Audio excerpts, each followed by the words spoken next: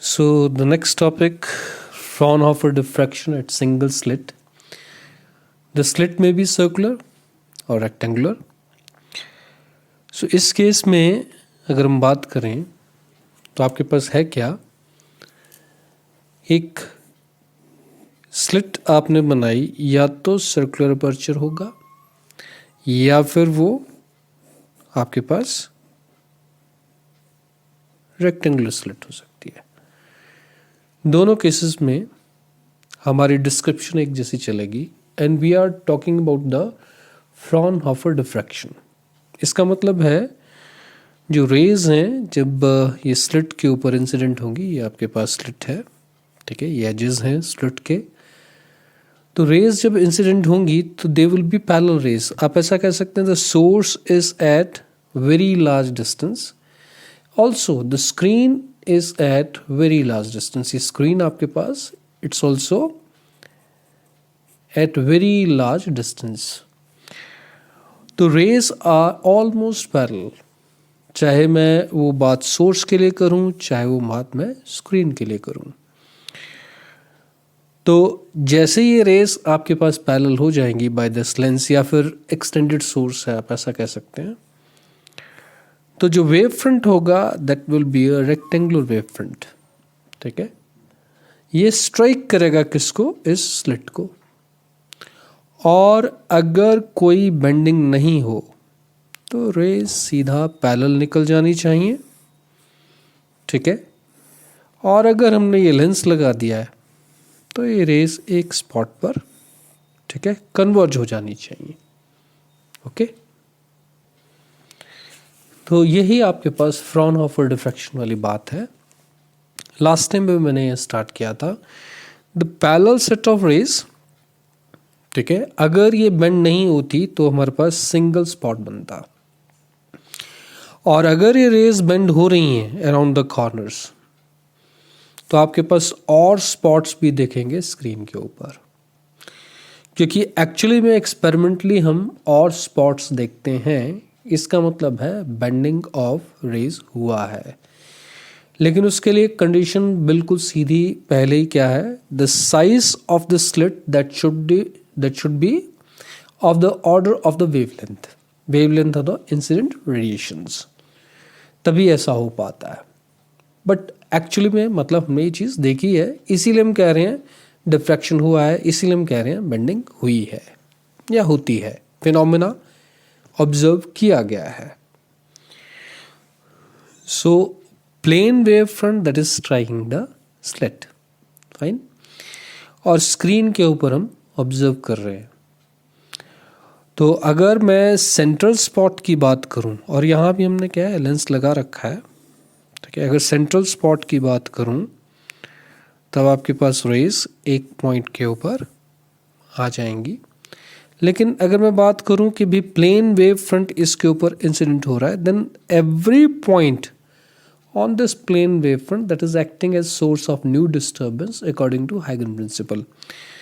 कहने का मतलब क्या है कि अगर मैं एक पॉइंट सपोज कंसिडर करता हूं तो इसका पॉइंट से, इस पॉइंट से हर एक डायरेक्शन में रेडिएशन चलेंगे, क्योंकि हम हाइगन प्रिंसिपल लगा रहे हैं।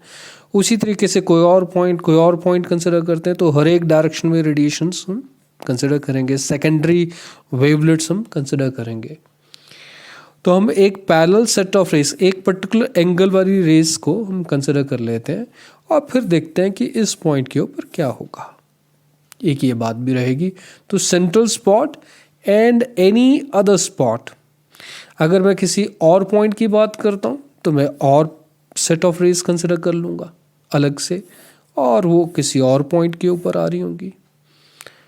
तो पैरेलल सेट ऑफ रेज ही हम कंसिडर करेंगे। रीजन बीइंग, हालांकि हर एक पॉइंट से हर एक डायरेक्शन में रेज चली होंगी, तो स्क्रीन आपके पास बहुत ही दूर है, ठीक है। तो हम फ्रॉनहोफर डिफ्रैक्शन की बात कर रहे हैं, then we are considering parallel set of rays for a particular point. Center के लिए अलग से और किसी और पॉइंट के लिए हम अलग से बात करेंगे। तो कैसे डिस्कशंस हमारी आगे चलेंगी इसकी बात हो रही है। ए एंड बी, ठीक है, ये एजेस हैं किसके, इस स्लिट के, और जो सेंटर है इसका m। तो जब प्लेन वेव फ्रंट इंसिडेंट होगी तो उसके एंड्स a और b और सेंटर आप m कंसिडर करेंगे।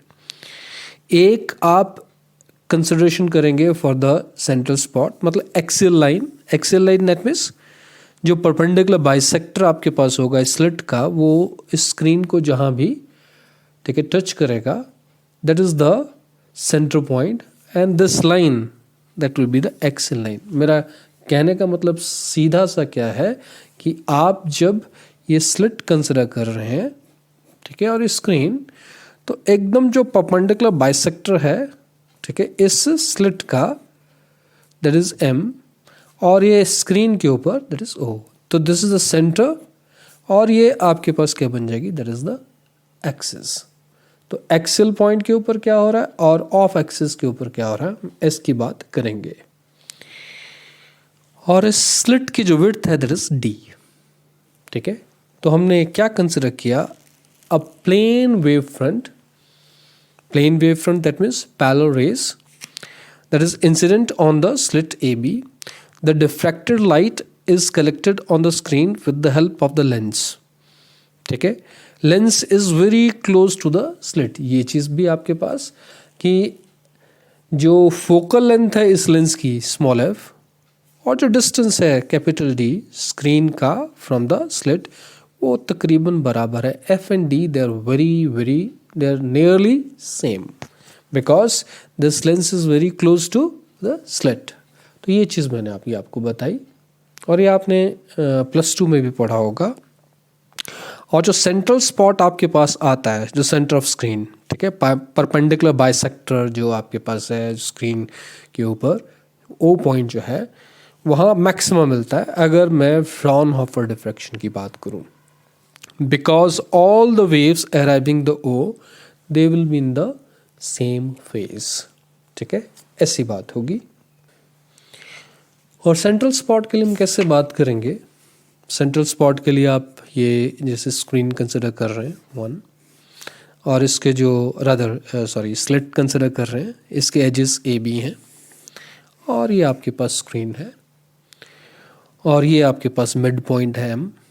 तो ए से जो रेस चली और बी से जो रेस चली, ठीक है, यहाँ हमने लेंस जरूर लगा रखा है, they will reach this point in same phase. ठीक है, क्योंकि इक्वल डिस्टेंस ट्रेवल करने को है। फिर ए से थोड़ा सा नीचे और बी से थोड़ा सा ऊपर, ठीक है, उन रेस की बात करें, they will also reach in the same phase. Similarly जब आप ए से एम तक पहुंचोगे और बी से एम तक पहुंचोगे, ए से नीचे की ओर और बी से ऊपर की ओर, तो इनमें कंस्ट्रक्टिव इंटरफेरेंस होगा। मतलब कॉरस्पॉन्डिंग पॉइंट्स आपके पास ये और ये, ए से थोड़ा सा नीचे, बी से थोड़ा सा ऊपर, ये तो इनके कॉरस्पॉन्डिंग यहाँ आपके पास क्या है, कंस्ट्रक्टिव इंटरफेरेंस मिलेगा। और सेंट्रल स्पॉट आपके पास क्या होगा, दैट विल बी ब्राइट। हम फ्रॉनहोफर डिफ्रैक्शन की बात कर रहे हैं, फ्रिजनल डिफ्रैक्शन की बात इस वक्त नहीं कर रहे हैं। तो जो कॉरस्पॉन्डिंग पॉइंट्स आपके पास मिल रहे हैं वो कौन से हैं, जो एजेस हैं ए और बी और मिड पॉइंट ये, ठीक है।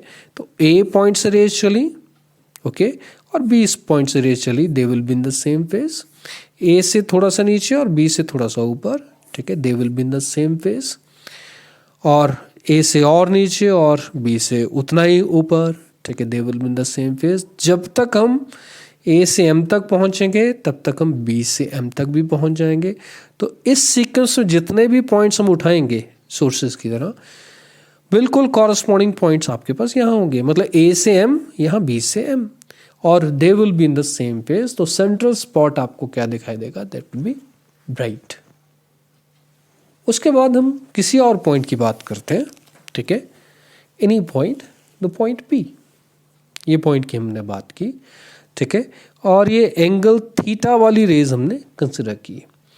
और इस एंड ए से आपने क्या किया, जो बी से रेज चली 1, ठीक है, और जो ए से रेज चली, ठीक है, तो ए से आपने क्या किया, परपेंडिकुलर ड्रॉ कर दिया। ठीक, मेरा कहने का मतलब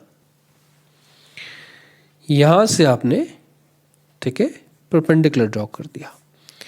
और ये जितने एंगल वाली रेज आप कंसिडर कर रहे हो ये एंगल भी उतना ही होगा थीटा। ठीक है, मेरा कहने का मतलब सीधा कि अगर इस रे को मैं थीटा एंगल से बेंड करता हूँ, बात बिल्कुल सिंपल सी है, इस रे के एकदम परपेंडिकुलर है ये, ठीक है, ये ए बी, तो मैं जितने एंगल से रे की बात कर रहा हूँ कि बेंड कर रहा हूँ उतने एंगल से परपेंडिकुलर भी आपके पास बेंड हो जाएगा। तो this angle is the same angle theta जितना ये है। ठीक, और जो विड्थ है इस स्लिट की दैट इज डी। तो अगर मैं कहूं what is the path difference जो ए से रेज चली और बी से रेज चली, जब मैंने ये परपेंडिकुलर ड्रॉ कर दिया, ठीक है, suppose that is L point, तो एल पॉइंट के बाद और ए पॉइंट के बाद ये इक्वल डिस्टेंस ट्रेवल करने का, इसका मतलब है इसके बाद कोई पाथ डिफरेंस या फेज डिफरेंस नहीं आएगा। जो पाथ डिफरेंस है वो क्या है, दैट इज बी एल। तो अगर मैं इस ट्राइंगल में बात करूं, ठीक है, तो ये ट्राइंगल आपके पास क्या बनेगी, that is D, it is the width of the slit, और ये B L, it's the path difference B L. ठीक है, और ये एंगल आपके पास थीटा। तो इसको आपने देखना है, तो ये एंगल के एकदम सामने वाली साइड दैट मीन्स परपेंडिकुलर, तो B L by D is sine theta. तो B L divided by D is sine theta, that means B L is equal to D sine theta. तो ये पाथ डिफरेंस आपके पास होगा। ना this path difference ये theta dependent है। ठीक है, अगर मैं और एंगल की बात करूंगा तो आपके पास थीटा चेंज हो जाएगा, साइन थीटा चेंज हो जाएगा, डी साइन थीटा चेंज हो जाएगा। तो this D sine theta which is the path difference that will decide कि इस पी पॉइंट के ऊपर, ठीक है, जो हमारा गिवन पॉइंट पी है, इसके ऊपर आपको मैक्सिमा मिलेगा कि मिनिमा मिलेगा। तो ये D sine theta deciding factor होगा आपके पास। सो सेंट्रल स्पॉट आपके पास मैक्सिमा होगा, तो consider light diffracted at an angle theta. और अभी मैंने बताया जो आपके पास पाथ डिफरेंस होगा that is D sine theta, तो B L that is D sine theta, perpendicular draw करके आपने ये चीज़ बता दी। नाउ डी साइन थीटा आपके पास, अगर सबसे पहली बात हम शुरू करते हैं, सपोज इट इज लैम्डा। अगर डी साइन थीटा लैम्डा है, इसका मतलब है स्लिट को हम दो पार्ट्स में डिवाइड करेंगे। सेंटर स्पॉट के लिए भी किया था, लेकिन अब अलग तरीके से। किस तरीके से भला, कि आप क्या कीजिए, इस स्लिट को ए बी और सेंटर एम कह लीजिए, ओके फाइन। तो यहाँ से रेज की बात होगी। अब मैंने क्या बोला कि ये आपके पास किसके बराबर, दैट इज लैम्डा। अगर ऐसी बात है तो ए से जो रेज चली और बी से जो रेज चली उनके बीच में पाथ डिफरेंस कितना है, लैम्डा। अगर ऐसी बात है this slit has been divided into two equal parts, तो ए से जो रेज चलेंगी और एम से जो रेज चलेंगी, M is the exactly the mid point of the slit A B. तो बाय सिमेट्री अगर ये लैम्डा है तो ये आपके पास क्या होगा, लैम्डा बाय 2। तो ए से जो रेज चली और एम से जो रेज चली उनके बीच में पाथ डिफरेंस क्या हो जाएगा, लैम्डा बाय 2। और ए से थोड़ा सा नीचे और एम से उतना ही नीचे, ठीक है, इनसे जो रेज चलेंगी उनके बीच में पाथ डिफरेंस लैम्डा बाय 2। और उसी तरीके से ए से एम तक पहुंचते जाओ और यहाँ एम से बी तक पहुंचते जाओ, तो आपके पास हर एक पेयर के बीच में क्या होता जाएगा, पाथ डिफरेंस लैम्डा बाय 2 होता जाएगा, और एक दूसरे के इफेक्ट को कैंसिल कर जाएंगी, and what we will get minima. आप वही कह सकते हैं कि आपने दो पार्ट्स में इसको डिवाइड किया और एक और दूसरा पार्ट एक दूसरे के इफेक्ट को क्या कर रहे हैं, कैंसिल कर रहे हैं। अगर मैं सपोज 2 लैम्डा कंसिडर कर लेता हूँ, D sine theta is equal to D sine theta equals to 2 lambda, तब आप क्या कीजिए, इस स्लिट को 4 इक्वल पार्ट्स में कंसिडर कीजिए। यही स्लिट वही है, ठीक है, 1 2 3 4, ठीक है। ये आपके पास जो है इट इज 2 लैम्डा नाउ। अगर ऐसी बात है तो इस पॉइंट से अगर ये जो दो पार्ट्स होंगे, ठीक है, यहाँ से यहाँ तक, तो यहाँ अगर मैं बात करूँ यहाँ लैम्डा बाय 2 का, ठीक है, पार्ट डिफरेंस आ जाएगा बिकॉज टोटल इज 2 लैम्डा। तो मैंने क्या किया है, मैंने इसको 4 इक्वल पार्ट्स में डिवाइड किया है। अगर ये 2 लैम्डा है तो by symmetry it is lambda by 2, ठीक है। तो अगर ए से मैंने इसको 4 इक्वल पार्ट्स में मतलब ए C1 C1 C2 C2 C3 and C3 B, तो ये 1/4 पार्ट हुआ। अगर ये 2 लैम्डा है तो ये आपके पास क्या होगा, that will B 2 lambda divided bye 4, that means lambda by 2। तो ए से जो रेज और सी से जो C1 से जो रेज चलेंगी उनके बीच में लैम्डा बाय 2 का पार्ट डिफरेंस, ए से थोड़ा सा नीचे और C1 से उतना ही नीचे, उनके बीच में भी लैम्डा बाय 2 का। तो ये दो पार्ट्स एक दूसरे के इफेक्ट को क्या कर जाएंगे, कैंसिल कर जाएंगे। उसी तरीके से C2 से और C3 से जो रेज चलेंगी उनके बीच में भी लैम्डा बाय 2। तो मतलब ये वाला थर्ड पोर्शन और फोर्थ पोर्शन भी एक दूसरे के इफेक्ट को क्या कर जाएंगे, कैंसिल कर जाएंगे, and what will get minima. तो अगर लैम्डा है तो 2 इक्वल पार्ट्स में डिवाइड कर लिया, ठीक है। 2 लैम्डा है तो 4 इक्वल पार्ट्स में डिवाइड कर लिया। इन जनरल अगर n लैम्डा है तो 2n इक्वल पार्ट्स में डिवाइड कर जाइए, आपके पास क्या मिलेगा, मिनिमा ही मिलेगा। इसका मतलब क्या निकल के आता है, अगर d साइन थीटा आपके पास n लैम्डा है, ठीक है, पहले के लिए आप क्या कीजिए, d साइन थीटा 1 कह दीजिए क्योंकि इट्स अ डिफरेंट एंगल। दूसरे के लिए d sine theta 2 that is 2 lambda, d sine theta 3 that is 3 lambda and so on. तो 1 लैम्डा 2 लैम्डा 3 लैम्डा, क्योंकि एंगल्स आपके पास डिफरेंट होंगे, ठीक है, एक ही एंगल पर सभी मिनिमास नहीं आ सकते। तो आपके पास अगर लैम्डा होगा, फिर अगर 2 लैम्डा होगा which will be at a greater angle, तभी आपके पास पार्ट डिफरेंस बढ़ सकता है, ठीक है। आपको जो मैं चीज़ कह रहा हूँ क्या, कि आपने बोला दिस इज पहले लैम्डा, तो एक और एंगल की बात होगी तो ये आपके पास 2 लैम्डा, एक और एंगल की बात होगी दैट इज 3 लैम्डा, तो इसी तरीके से बढ़ पाएगा, ठीक है। लेकिन कंडीशन जब d sine theta equals to n lambda होगी तो आपको मिनिमा ही मिलेगा। तो ये पहला केस यही है, we divide A B into 2 equal parts, ठीक है। अभी मैंने आपको एक्सप्लेन किया, तो जो कॉरस्पॉन्डिंग पॉइंट्स होंगे उनके बीच में पार्ट डिफरेंस लैम्डा बाय 2 हो जाएगा और आपको क्या मिलेगा, that will B minima. Similarly if d sine theta n, पहले के लिए आप d साइन थीटा 1 कर लीजिए चाहे, ठीक है, पहले के लिए जो एंगल है, ठीक है, इसको 1 कर लीजिए, और nth के लिए आप d साइन थीटा n कर लीजिए। तो आपके पास अगर n लैम्डा हो जाता है तो आप 2n इक्वल पार्ट्स में स्लिट को डिवाइड कर दीजिए, तो आपके पास कंसेक्यूटिव पार्ट्स क्या करेंगे, एक दूसरे के इफेक्ट को कैंसिल करेंगे और आपको क्या मिलेगा, मिनिमा मिलेगा। लेकिन अगर ये सबसे पहले अगर 3 लैम्डा बाय 2 है तो 3 इक्वल पार्ट्स में डिवाइड कर लीजिए, ठीक है। अगर आप क्या कहते हैं कि ये 3 लैम्डा बाय 2 है, ठीक है, इट्स 3 लैम्डा बाय 2, तब आप 3 पार्ट्स में डिवाइड कर लीजिए, बाय सिमेट्री है आपके पास ये लैम्डा बाय 2 आ जाएगा। तो ये दो एक दूसरे के इफेक्ट को कैंसिल कर जाएंगे और तीसरा जो पोर्शन है उसकी वजह से जो इफेक्ट होगा वो नियरली अनइफेक्टेड होगा। इसका मतलब मुझे मैक्सिमम मिलेगा। लेकिन 2 पार्ट्स एक दूसरे के इफेक्ट को कैंसिल कर चुके हैं, इसलिए जो मैक्सिमम मिलेगा उसकी इंटेंसिटी आपके पास कम होगी। सिमिलरली अगर 5 लैम्डा बाय 2 हो जाए तो 5 पार्ट्स में डिवाइड कर लीजिए, तो उसी स्लिट के 4 पार्ट्स एक दूसरे को क्या कर जाएंगे, कैंसिल कर जाएंगे, और 5th पार्ट की वजह से आपको क्या मिलेगा, मैक्सिमम मिलेगा, ठीक है। बट 5th पार्ट की वजह से मिला इसलिए उसकी इंटेंसिटी और भी कम हो जाएगी। तो अगर 3 लैम्डा बाय 2 है, ठीक है, तो फर्स्ट सेकेंडरी मैक्सिमा आपको मिलेगा, ओके। बाकी नेक्स्ट पेज पर तो 2 कंसेक्यूटिव पार्ट, कंसेक्यूटिव स्पेलिंग आप ठीक है ठीक कर लीजिएगा। तो d sine theta n lambda, तो आपके पास nth मिनिमा मिलेगा, ठीक है। तो किन एंगल्स पर आपको मिनिमा मिलेगा, sine theta n that is n lambda divided by d n equal to 0 1 2 3 so on. उसी तरीके से अगर मैं 2n+1 लैम्डा बाय 2 की बात करूं तो मुझे मैक्सिमा मिलेगा। तो उसमें आप 2n+1, अभी मैंने आपको 3 लैम्डा बाय 2 बोला तो 3 पार्ट्स में डिवाइड कर लिया, 5 लैम्डा बाय 2 बोला तो 5 पार्ट्स में डिवाइड कर लिया था हमने।